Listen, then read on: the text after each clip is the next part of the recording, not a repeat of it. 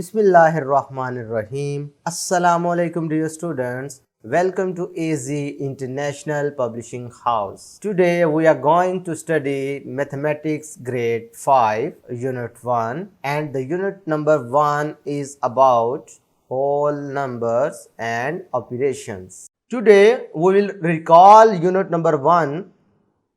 ये आपके सामने लिखा हुआ है I have learned to. अब ये इस बॉक्स में आपके पास पूरे यूनिट का एक ओवरव्यू दिया गया है। इस बॉक्स में आपने देखना है कि आपने पूरे यूनिट में क्या क्या चीजें सीखी हैं। ठीक है, तो सबसे पहले अगर मैं वोकैबुलरी की तरफ जाऊं तो इसमें आपने नंबर्स के बारे में पढ़ा। ठीक है, नंबर्स भी आपने 7 डिजिट नंबर तक सीखे। फिर आपने उनकी प्लेस वैल्यू के बारे में पढ़ा। प्लेस वैल्यू आपने मिलियन तक देखी, जैसा वंस, टेंस, 100, 1000, 10,000, 100,000 और फिर मिलियन, यहां तक आपने प्लेस वैल्यू देखी।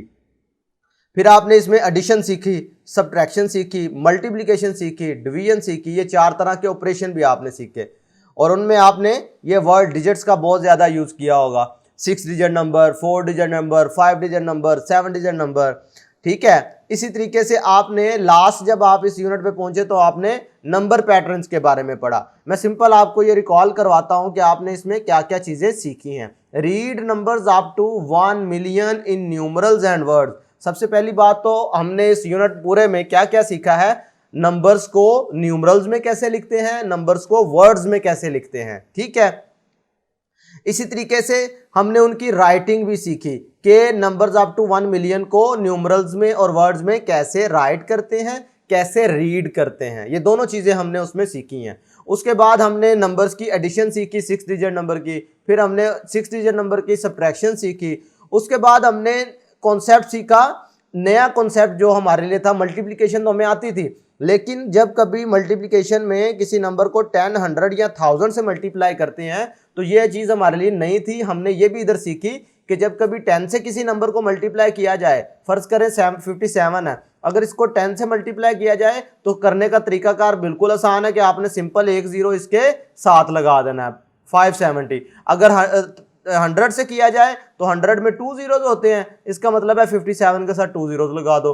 अगर 1000 से मल्टीप्लाई करते हैं तो 57 के साथ 3 zeros लगा दो। बजाय इसके कि आप इसे 57 को ऐसे 100 करके नीचे लाइन लगा के सॉल्व करते, हमने एक नया तरीकाकार सीख लिया कि आप उसे डायरेक्ट राइट साइड पे जितने जीरोस हैं 10, 100, 1000 में, उसी लिहाज से आप इनके जीरोस लगा दें।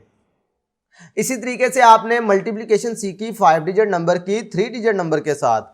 इसी तरीके से फिर हमने डिवीजन भी सीखी कि 5 डिजिट नंबर को 2 डिजिट नंबर पे कैसे डिवाइड किया जाता है, जिसमें हमने क्वोशिएंट, रिमाइंडर, डिवाइजर के बारे में इन डिटेल पढ़ा था। उसके बाद हमने solve real life situations involving operation of addition, subtraction, multiplication and division, यानी ये जो 4 ऑपरेशन हमने पढ़े थे, इनके लिहाज से हमने रियल लाइफ एप्लीकेशंस भी, यानी रियल लाइफ सिचुएशन जिनको वर्ड प्रॉब्लम्स कहते हैं, वो भी हमने सोल्व की थी। उसके बाद हमने पैटर्न रूल के बारे में पढ़ा था, पैटर्न्स के बारे में पढ़ा था, उनके मिसिंग एलिमेंट्स के बारे में पढ़ा था कि अगर आपके पास कोई नंबर पैटर्न दिया गया है और उसमें कुछ एलिमेंट मिस हैं तो फिर हमने उनके बारे में भी स्टडी किया था कि वो नंबर कैसे फाइंड किए जाते हैं।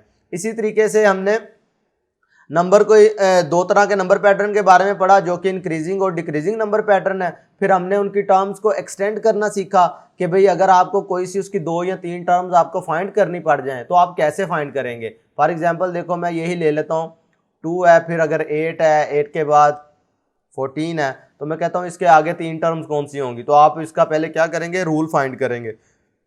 ठीक है, रूल फाइंड करने से पहले भी आपको ये पता होना चाहिए क्या ये इंक्रीजिंग है, डिक्रीजिंग है, क्योंकि अगर इंक्रीजिंग और डिक्रीजिंग का पता चल जाए तो आप बासानी देख सकते हैं कि इधर प्लस ऑपरेटर यूज हो रहा है, मल्टीप्लिकेशन यूज हो रहा है, सब्ट्रैक्शन यूज हो रहा है या डिवीजन यूज हो रहा है। तो ये पता चलता है जब आप इंक्रीजिंग और डिक्रीजिंग पैटर्न आइडेंटिफाई कर लेते हैं। तो इसमें देखो, तो पहले 2 है, फिर 8 है, इसका मतलब है आने वाली वैल्यू जो है वो बढ़ रही है, ज्यादा हो रही है ना, तो इसका मतलब इंक्रीजिंग है। तो यहाँ तो इसमें प्लस हो रहा है यूज, तो यहाँ फिर इसमें मल्टीप्लिकेशन यूज हो रही है। तो अभी हम चेक कर लेते हैं, 2 से 8 तक अगर आप काउंट करें तो 6 का फर्क आ रहा है ना, तो 2 × 6 करो तो 8, 2 + 6 करो तो 8 आ जाता है। इसी तरीके से 8 + 6 करेंगे तो 14 आ जाएगा। तो अगर नेक्स्ट टर्म में फाइंड करने के लिए कहूंगा तो इसी तरीके से आपने उनमें भी 6 ऐड करते जाना है, उनमें भी 6 ऐड करते जाना है। यानी पता चला कि जब कभी हमें रूल का पता चल जाए तो हम बआसानी नेक्स्ट टर्म्स फाइंड कर सकते हैं। इसी तरीके से हमने पैटर्न हमने सीखा था टेबल में और चार्ट में भी। अगर टेबल की शक्ल में हमारे पास वैल्यूज गिवन हो या चार्ट की शक्ल में वैल्यूज गिवन हो तो उसमें हम नंबर पैटर्न कैसे बनाते हैं, और पैटर्न की अगर कुछ वैल्यूज दी जाए तो वो हम कैसे फाइंड करते हैं, ये हमने आज देखा। आपने पूरे यूनिट में जो जो चीज़ें आपने सीखी थी मैंने उनको आपको रिकॉल करवा दिया। पूरे यूनिट में हमने ये कॉन्सेप्ट सीखे हैं। ठीक है, तो प्यारे बच्चों आज के वीडियो लेक्चर में इतना ही। अल्लाह हाफिज़।